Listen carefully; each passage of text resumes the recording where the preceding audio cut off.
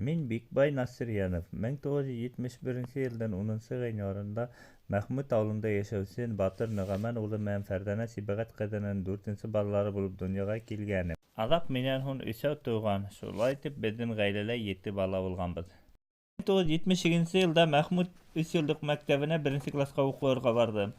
Класташтарым Милләт Галиуллин, Ғаяз Нуриманов, Йәүҙәт Баястан, Миңнур Ниязғолов, Наил Килдияров, Эльвира Суфьянова, Аҡназар Тагиров, Гөлсәсәк Фәхрисламова, Васил Хәйбуллин, Азат Сафин, Зәкир Фәхрисламов, Гүзәл Шәгивәлиева.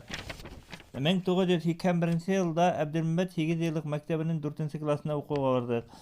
Бөтәбеҙ 32 бала булдыҡ. 2 класҡа А, Б һәм 1986 елда Әбделмәмәт 8 йыллыҡ мәктәбен тамамлап, һәр беребеҙ һәр яҡҡа таралдыҡ.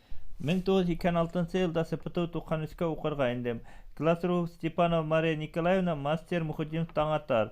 Шунда уҡыған саҡтарҙа физиканан, алгебра, геометрияларҙа, олимпиадаларҙа ҡатнашып, урындар яуланым.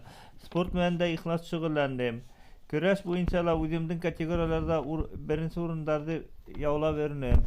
1989 йылдың яҙында армия сафына саҡырылып, Анапа учебный центрында Морща Степаграмвойск ғәскәренә эләктем. 1989 йылдың ноябрь айында учебный центрдан беҙҙе Мурманский областың Кувшинский Салма полуостровына алып киттеләр. Шунда 5 егет Поискер Ладога кораблена эләгеп, шунда хеҙмәт итеп, 92 йыл армиянан ҡайттыҡ. Игътибарығыҙ өсөн ҙур рәхмәт, иптәштәр.